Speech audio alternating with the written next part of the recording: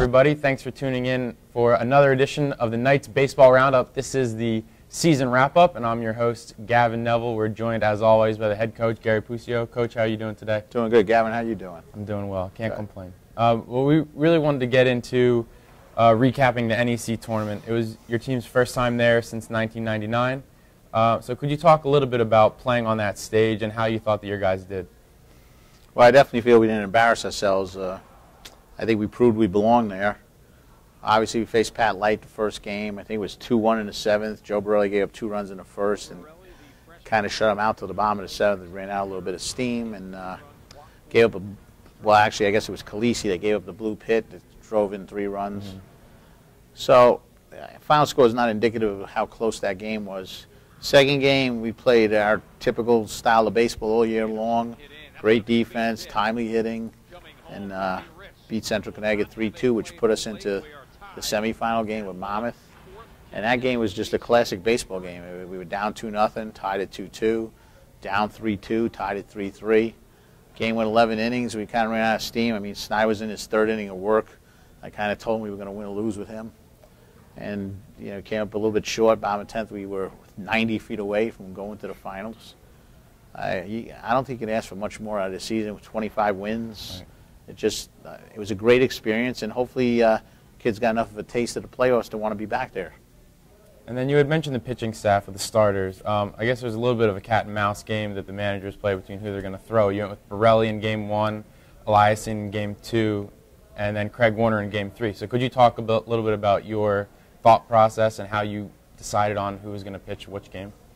Well, my feeling was I wasn't going to pitch Mike till an elimination game. If we're going to get eliminated, I'm going to make sure Mike, he's our best pitcher, that he pitches that game. Yeah. So Mike knew that he would not pitch till we lost the game, and if we were lucky enough not to lose the first 2 games, he would have been pitching for the championship. As far as that came down to Craig or Joe pitching Game 1, and I kind of felt, just one of my things is the first game in a double elimination tournament is probably the game with the least amount of pressure. Mm-hmm. And Joe's a freshman. He had a great year for us. I just felt, let me give him the ball. Let's see what he does. It's a great experience for him. It's only going to help him down the road because Joe Borelli is going to be one of our main pitchers, obviously, for a long time to come. And I thought the kid, you know, he had a shaky first inning. He was a little nervous. Mm-hmm. He settled down after that, and he pitched exactly like I expect Joe Borelli to pitch. And, you know, I felt very confident with the way we did it. Craig gave us a great game the 3rd game. Same thing, gave 2 runs in the first. We seem to have had a problem in the first inning of each game. We gave runs in the first inning of each game, and when you're playing in the playoffs, where the game's usually very close, that's critical, and it's something we have to work on a little bit about.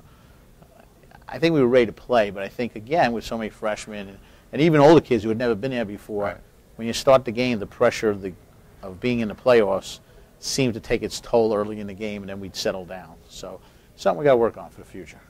Well, in Game 1, you guys were the 4th seed coming in, and you played the number 1 seed, Monmouth, who had beaten you guys 3 out of 4 coming in, and then you had to face Pat Light, who obviously has a great reputation around the league. So how did you feel that you guys responded? I mean, it was first time really in that pressure situation. So how did you feel you guys responded in that first game? You know, I think if it was anyone but Pat Light, we might have won that game. He pitched out of a couple of jams. We put people on base, 1st and 3rd, a couple of times, and you know, there's a reason he's Pat Light. He pitched phenomenal. The kid's going to be drafted high in another week. And one of the things I told the guys after the game when they were kind of down is, I said, listen, you just lost to a kid who 2 weeks from now is going to be pitching in the minor leagues. So I said, there's no harm in that, and there's no shame in that. He only struck out 5 of our guys. I thought we gave him a heck of a game. And, you know, baseball's a game of breaks, you know. Game's 3-1, not that we could have came back from 3-1, but 3-1, base low, 2 out, kid hits a little flare that drops in fair, right, and all of a sudden 3-run score. And that's why they call it a game of inches. If it's 2 more inches over and it's foul, you know, maybe we tie that game. Who knows? And then in Game 2, you're playing Central Connecticut State, who is a team that you beat 3 out of 4 in the regular season. Plus, you guys had your ace, Mike Elias, going. So did you feel like your guys were confident going into that game? Yeah, and then right away Mike gave up a run in the first inning. But I think the key to that game was the very first inning. We had given up a run. It was 1st and 3rd, and Mike got Dela Cruz to ground into a double play. And so they only got away with 1 run, and I think that was a big difference for us in that game. Came back and scored 2 right away in the bottom of the 1st, so we showed a little bit of confidence that game. And we tend to do that when Mike's pitching because the guys on the team know Mike's he's going to find a way to get us through. I think he had 62 pitches in the 3rd inning and still pitched a complete game. I mean, that's just Mike. And then at the plate, you guys had a lot of balance. You had hits up and down the lineup. Late in the game, Jordan Ritz comes through with an RBI. So could you just talk about how you thought your younger guys came through in pressure situations? You know, all year long, the younger guys have been getting better and better. And Richie, you know, Coach McKay, our hitting coach, told me at the start of the year when we first got Ritz that he felt Jordan Ritz is a kid that's going to have 200 hits here before his career's over, and he's going to battle for being the all-time hit leader.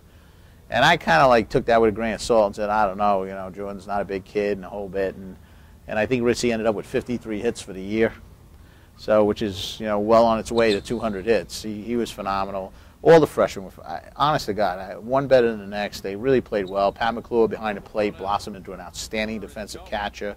He's going to hit. There's no doubt about that. The plays Riley Moonen made to center field. Shane Sealer all year solid for us, and all the freshman pitchers. Just an incredible experience. I mean, even Ryan McDonald hit 300 for us off the bench as a freshman coming in playing first. So, and then I guess in that last game, 5-3 in 11 innings, the Monmouth gets the win. But on the mound, you had Craig Warner going, who gave you 6+ strong innings. And could you talk about how you thought he battled, and maybe he'll be at the top of your staff moving forward, so just how you thought he did? Well, it's the second year in a row that Craig's led our team in ERA, and he hit the first batter in the head, and that kind of shook him up because he ended up walking 2 batters right after that, and Craig only had like 13 walks for the entire season. Right. So I know he was shook up. I talked to him at the end of the first inning and just told him, you know, you're an experienced pitcher, and you can't let that get to you, and you got to settle down. I think we gave 1 hit in the first inning, and we gave up 2 runs. And he did settle down, and he did all the right things after that, and we battled back, which is something we've done all year long. We just don't quit, and that's one of the things that people admire about this team and that I admire about how hard they play. So a little bit ago, you had mentioned about being 90 feet away from beating Monmouth. You had runners in second and third. Could you just talk about like how that feeling is that you are so close to being in the championship game? Yeah, bottom of the 10th, Pat McClure to play, and he hit a P too, but it just stayed up, and the center field was able to go over and make the catch. Right. Listen, you know, you have to. That was one of those games that I think is a classic baseball game. Just a well-played game by both teams. They're up 2-0, we tied it. They're up 3-2, we tied it. Losing 11. Just a classic baseball game that someone has to lose, unfortunately. But it was well played by both teams. And, you know, what probably did us in the end was their experience in being a playoff team year in and year out. Right. And they've been there before, and they were able to handle that pressure, and they got it done. And we didn't get it done, and that's the bottom line. But we've got nothing to be ashamed of. I mean, we played 3 very solid games. Right. We had, in my opinion, a good performance in the playoffs. And we were 90 feet away from going to the finals. I mean, that's pretty good for a team that was picked last. Right. And then afterwards, they named Mike Eliason and Jordan Ritz to the All-Tournament Team. So could you talk about what that honor means to you guys? You know, it's kind of fitting that it's one older kid and one younger kid, because that's kind of been the trademark of the team all year long, is a couple older guys doing it. And I don't just mean seniors, too, because Eric Anderson and Craig, obviously, as juniors, had terrific years for us, too. But just a touch of old with a touch of new, and it's just been a great combination. Richie's, you know, he's going to be a main player, obviously, for the next 4 years. I love that outfield. I won't trade any one of those guys for anybody. I just love the way they play. And Mike Eliason's a beast. I mean, he's just a monster. The kid just gets it done. I think he's somewhere close to 100 innings pitched for the year. He won 8 games. That's going to be that's a lot of innings and a lot of W's to replace. And that's my biggest worry for next year is, you know, you don't replace a kid like that. That kid he stopped losing streaks. He's just always put us on the right path. And you know, he's a kid that's going to be sorely missed. Another part of the NEC festivities was them naming first and second team and also Player of the Year. And one of your captains, Ryan Kresge, was named NEC Player of the Year and also picked up first team honors, as well as Matt Holzman, who picked up first team for utility, and Eric Snyder, who was second team for relief pitcher. So I guess what does that honor mean to those guys, and what does it mean for your team? First of all, Matty Holzman, when he was a freshman, he was NEC Rookie of the Year.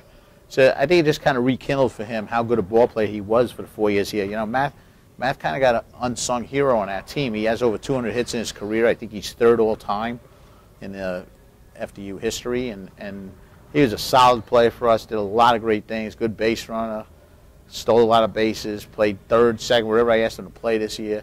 I just thought that was a great way for him to be rewarded for being a team player and doing so many good things for us. That was great for him. And Ryan's had as good a year as a player can have. I think he hit like over 375, and near 500 on base percentage. He just, you know, he's been a stud for us, and the kid's a terrific shortstop, and hopefully someone's going to take a chance on him in the pros. I've gotten some calls.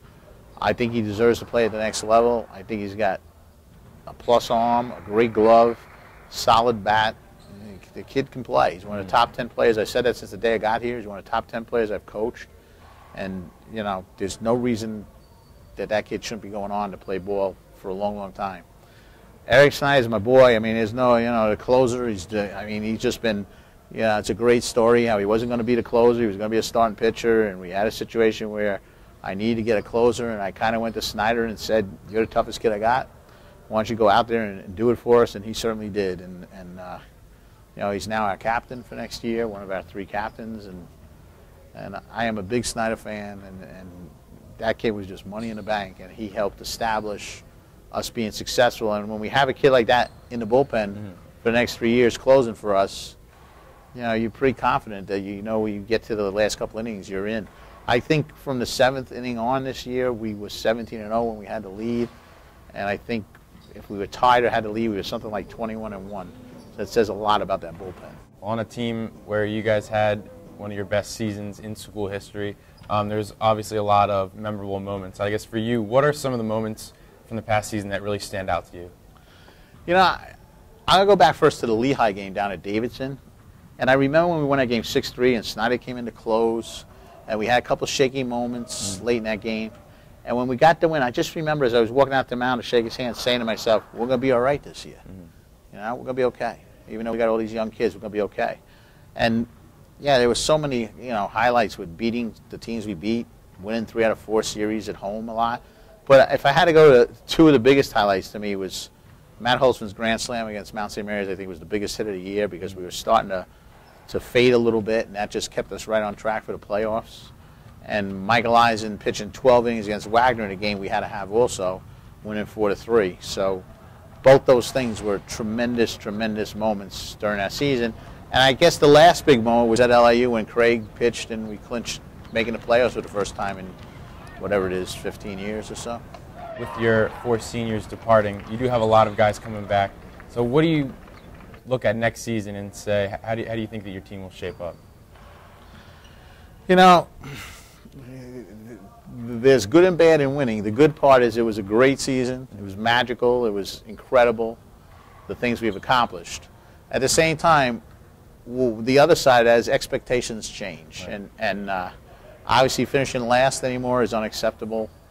We should be a playoff contender. You can never guarantee that your team's going to be in the playoffs every year. Some years we'll get in and some years we won't, but we're going to battle for it and we're going to be right there all the time. We got 4, I know it's only 4 seniors leaving, but they have 4 seniors who were a major part of the team. So that's not that easy to replace. Mike's wins, Ryan's hitting and on-base percentage, JT behind the plate's as good as it gets, and Halsey's year we talked about. They're not going to be easy to replace, you know, and hopefully the freshmen all with a year's experience step up and they're all a little bit better. And if we could have as much luck with the new freshmen coming in that we had with this freshman class, we're going to be okay. I mean, I expect us to be a competitive program from here on in. You know, we'll not be necessarily winning the league every year, but we're going to be a long way from last place every year. That's kind of where I see it. And, you know, baseball's a game of breaks, too. You got to have the breaks. I mean, we won so many close games this year. Hopefully Snyder can keep that save streaks going out of that bullpen, and we'll keep it up. Well, Coach, we appreciate all the time this year. I think this might be our 14th edition of Knights Baseball Roundup, but we really appreciate the time all season long. Well, I appreciate everything you've done, Gavin, as the host of the show, because all I hear from people is they want to see more of you and Kelsey and less of me. So, we'll see what we can work on for next year, though. Okay, sounds good. All right, thanks a lot. Thank you.